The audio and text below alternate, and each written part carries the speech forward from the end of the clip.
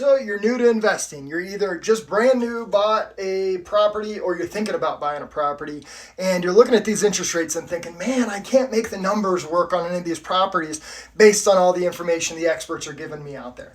One of the things I'm going to tell you that we can fix real quick, we can take almost 10%, maybe more, off of this process if we just simply manage our own properties when it comes to those first 3 or 4 properties.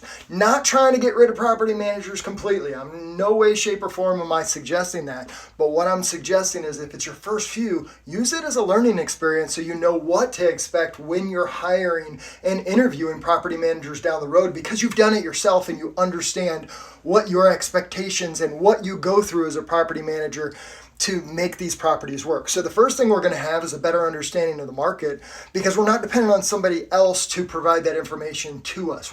Or when we pay somebody, we kind of rely on them. When we do it ourselves, we're going to look much harder.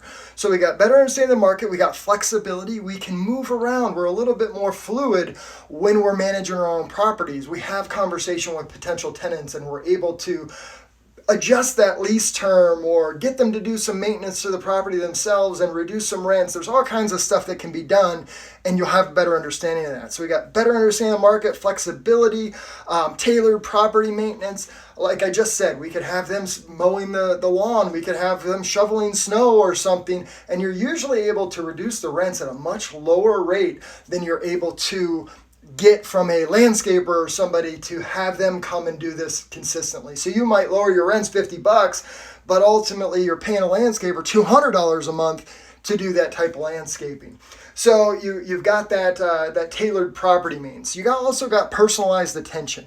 You're able to form a relationship and a bond with those tenants, which results in them staying longer. So you have less turnover, you have less expense when it comes to possibly evictions and things like that, because once you get to know somebody, it's a lot easier to foster that relationship and work with them to help them to keep in that property.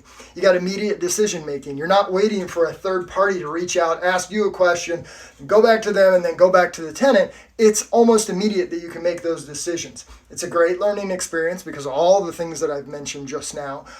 You're going to go into this not with the idea of managing my own properties and my own portfolio forever. I'm just doing this to get started and be able to buy properties in this different market where interest rates are higher and the numbers don't work out so great. So the learning experience is there. We have direct control. And then most importantly, what I see is the increased profit margins and the cost savings. Let's face it, when you're hiring a property manager, you're probably paying 8 to 12% for their services. Plus you're paying 1 month's rent if you're needing to replace a tenant, and various other fees. If you're doing it yourself, you're eliminating all of that. So the excuse of, oh man, I can't buy a property because interest rates are now at 7.5%, 8.5%.